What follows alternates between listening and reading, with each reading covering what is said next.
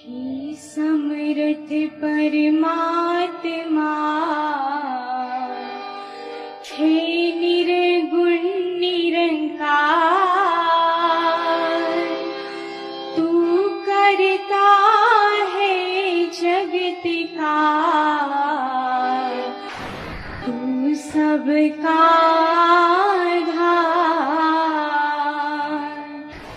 कण कण में है बस रहा तेरा रूप अपार। तीन काल है सत्य तू, मिथ्या है संसार। घट घट वासी है प्रभु, अविनाशी करता। दया से तेरी हो सभी, भव सागर से पार। निराकार साकार तू, जग के पालनहार। हे बेअंत महिमा तेरी, दाता परम्पार। परम पिता परमात्मा, सब तेरी संतान। भला करो सबका प्रभु, सबका हो कल्याण। भला करो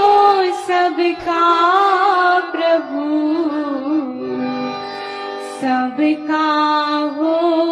कल्याण।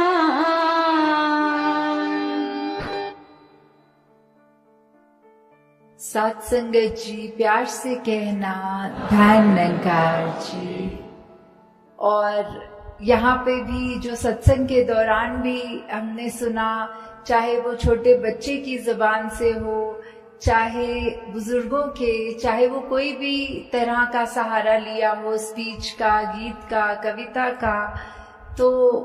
सबने एक ही बात दोहराई कि ये जो मिशन हमें क्या शिक्षा दे रहा है, ये ईश्वर परमात्मा पर निरंकार, ये हमारे लिए क्या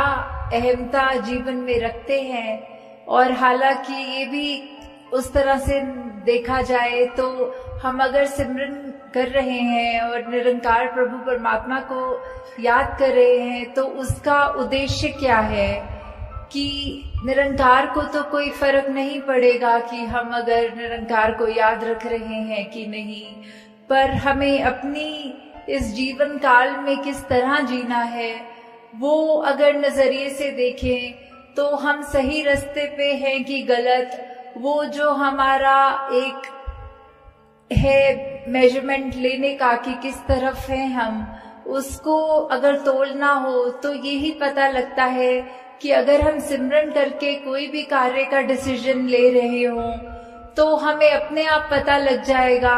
कि अगर मन में वो कार्य करने का समझ में आता है कि गिल्ट फ्री होके एक स्वच्छ तरीके से मन के भाव खुश हो रहे हैं, तो हम बिल्कुल ठीक डायरेक्शन में चल रहे हैं। और अगर वही बात कि हम कोई कार्य करते हुए भी मन में ऐसे सोच आ रहे हैं कि ये डिसीजन तो बिल्कुल जो सत्संग में सुनते हैं ऐसे चीजों से बिल्कुल उलट है, तो हम खुद ही समझ सकते हैं कि क्या हमारा वो एक निर्णय करना उस चीज पे कि इस समय चाहे वो छोटी बात हो चाहे बड़ी हो, इतना भी हो कि अगर हम एग्जाम्पल के तौर पे आजकल की दुनिया में जहाँ पीयर प्रेशर की बात करते हैं,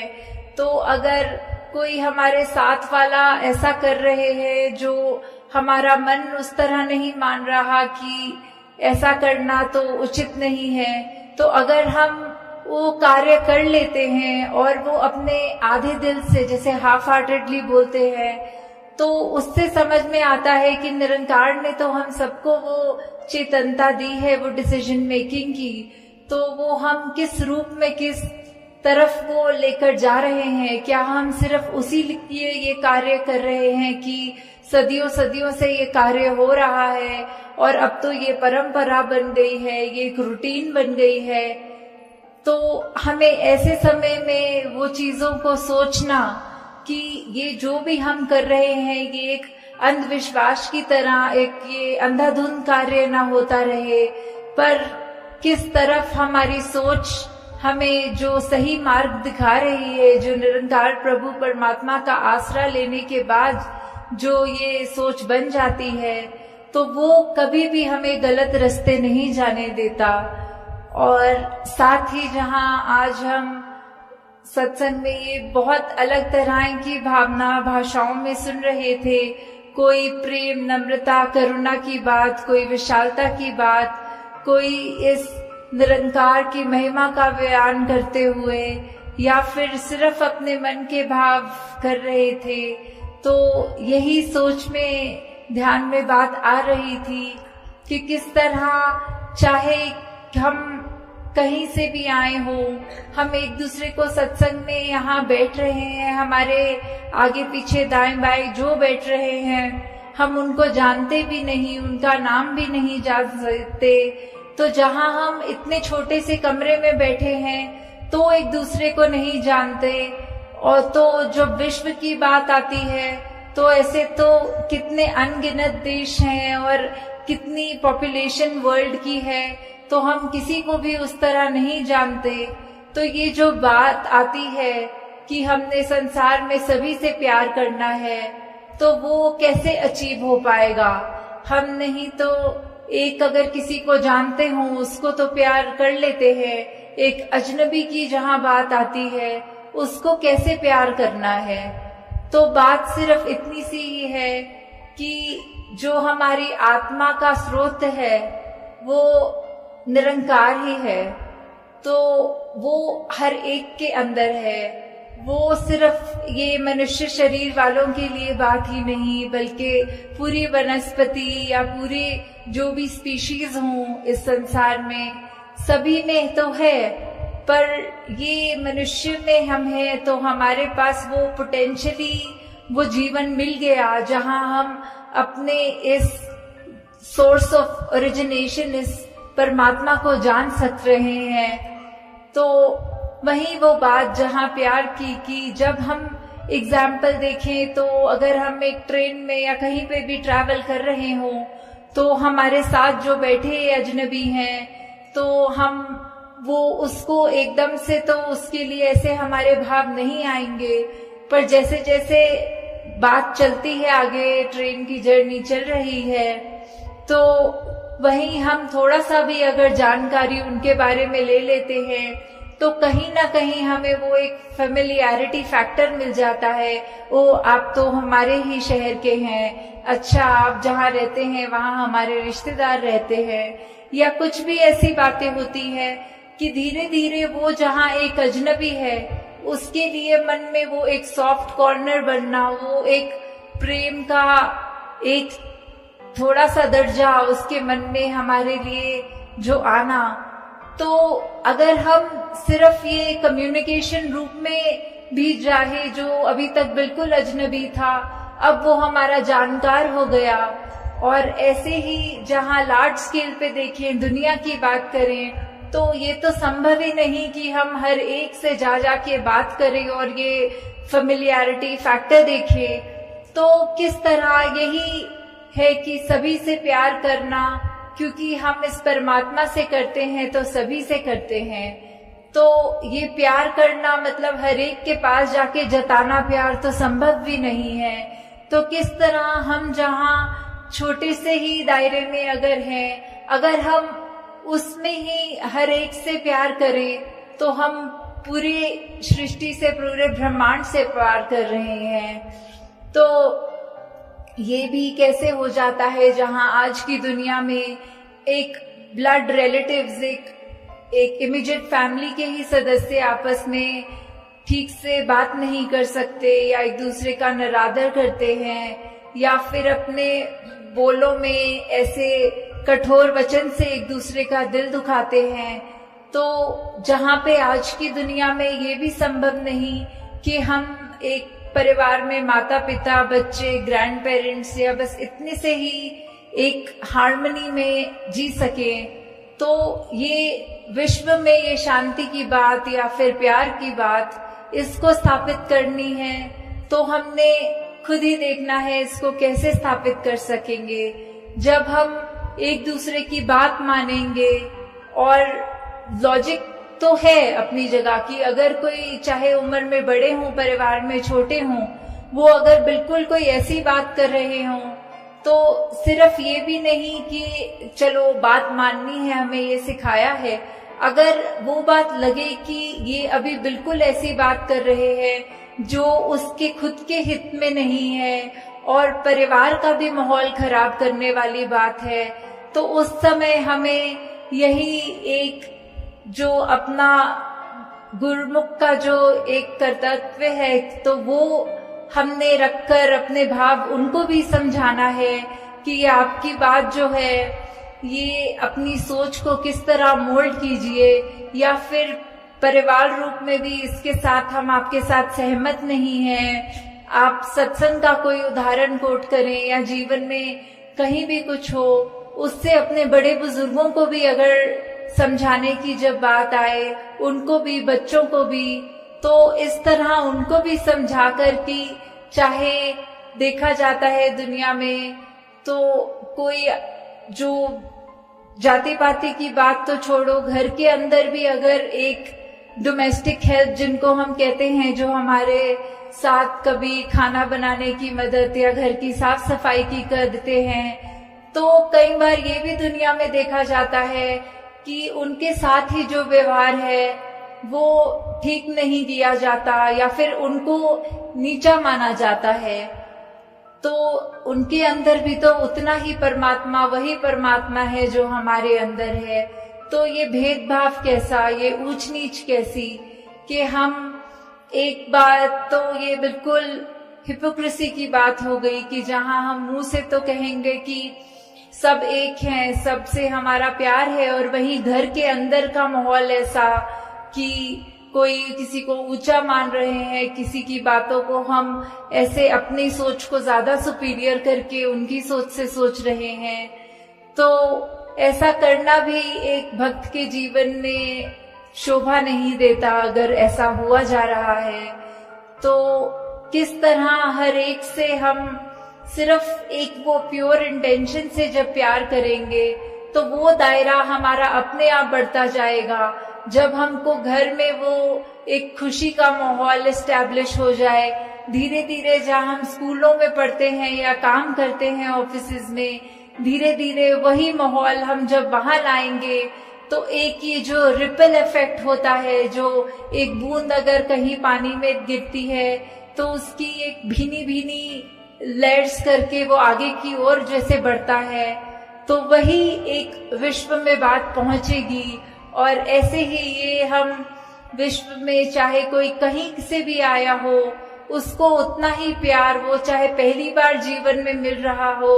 बिल्कुल ये अपनेपन की ये एक भावना जो है, उससे जब हम किसी को मिलेंगे, एक मुस्कुरा कर देखेंगे, एक धनंकार रूप में अपने अहंकार को उनके कदम में रखकर वो नमस्कार रूप चरणों में सर झुकाकर या हाथ जोड़कर जब करेंगे तो उसी से हम अपने आगे दूसरों तक वो प्यार पहुंचा रहे हैं। तो बहुत बार दुनिया में देखा है कि काफी सब कहते हैं हमें ये पसंद नहीं है, हम एक क्रांति लाना चाह रहे हैं। तो सबसे बड़ी क्रांति तो एक हर एक के अपने मन की क्रांति होगी, जहाँ एक कोई